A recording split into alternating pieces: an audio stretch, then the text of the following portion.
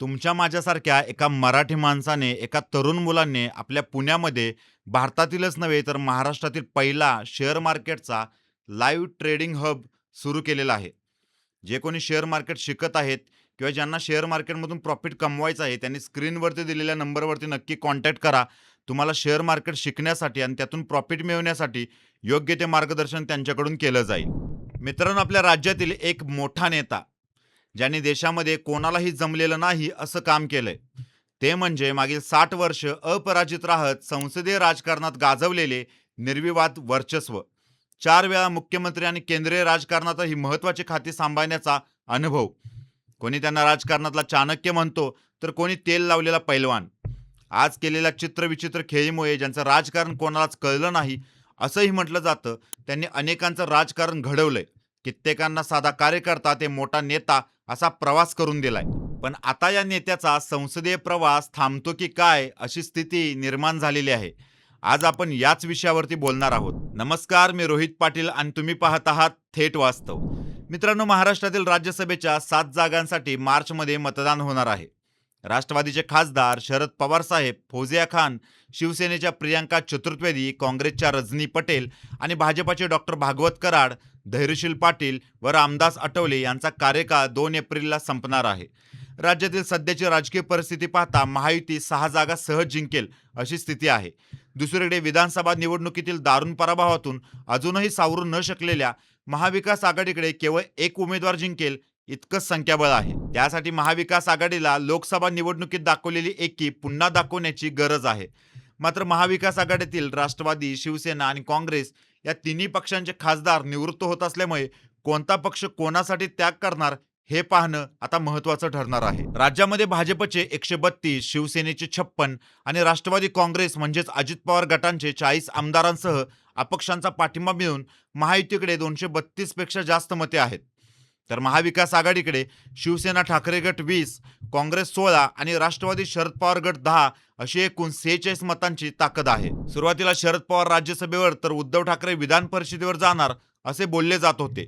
पण आदित्य ठाकरे यांनी राज्यसभेच्या जागावर दावा केल्यानंतर महाविकास आघाडीतील वाद समोर आला आहे. राष्ट्रवादीत फूट पडल्यानंतर शरद पवार गटाची कमी झालेली ताकद आणि अजितदादांच्या अपघाती निधनामुळे दोन्ही राष्ट्रवादींचे लांबलेले विलिनीकरण यामुळे शरद पवार पुन्हा राज्यसभेवर दिसणार नाहीत अशी स्थिती आहे.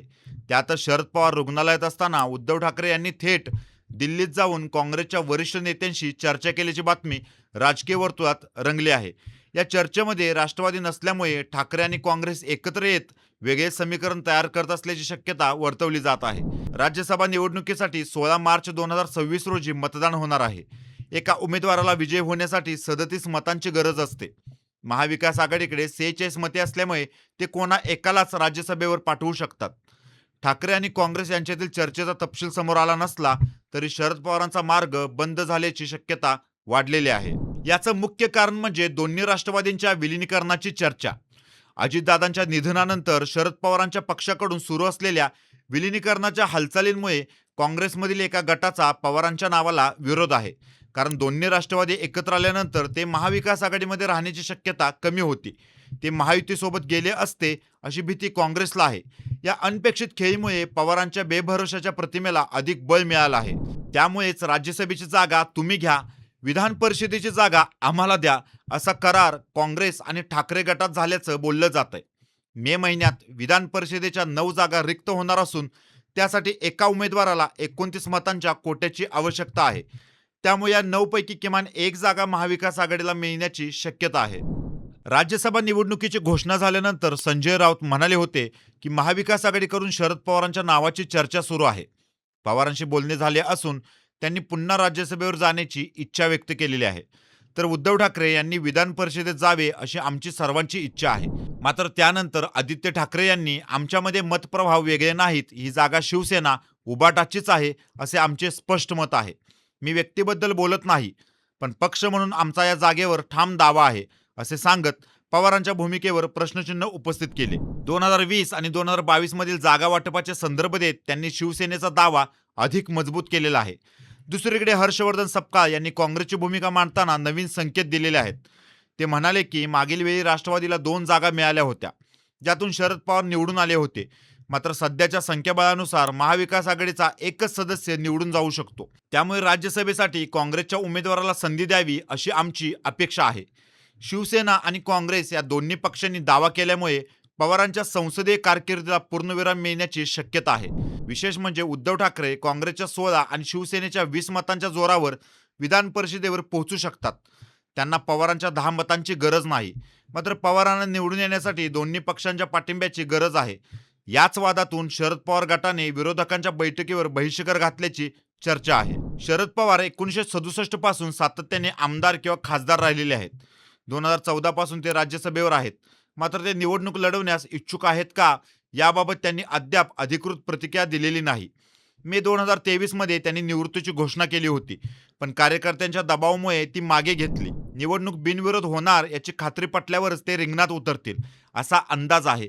2019 मध्ये माढा मतदारसंघातून त्यांनी माघार घेतली होती, कारण स्थानिक नेत्यांनी विरोधात फिल्डिंग लावली होती. आता ही विलिनीकरणाच्या चर्चेमुळे पिच तयार केले जात आहे.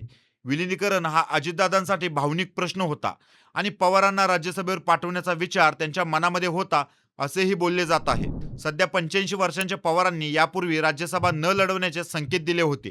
तरीही 60 वर्षांच्या कारकिर्दीत 14 निवडणुका अपराजित राहणाऱ्या पवारांनी पुन्हा संसदेत जावे अशी त्यांच्या समर्थकांची इच्छा आहे.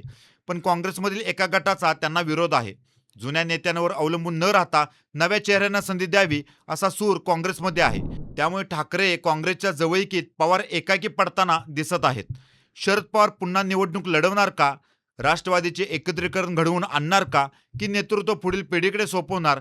या निर्णयांचा राज्याच्या राजकारणावर दीर्घकालीन परिणाम होईल. राज्यसभेसाठी 26 फेब्रुवारीपासून अर्ज भरण्यास सुरुवात होणार असून 16 मार्चला निकाल जाहीर होईल. 5 मार्चपर्यंत महाविकास आघाडीचा उमेदवार कोण हे स्पष्ट होईल. तोपर्यंत पवारांच्या नावाबद्दल साशंकता कायम आहे. तुम्हाला काय वाटतं? शरद पवार पुन्हा राज्यसभेवर जाणार, की त्यांची संसदीय कारकीर्द इथेच थांबणार? आम्हाला कमेंट्समध्ये नक्की सांगा. आणि अशाच नवनवीन घडामोडी जाणून घेण्यासाठी चॅनेलला लाईक, शेअर, सबस्क्राईब करा. धन्यवाद.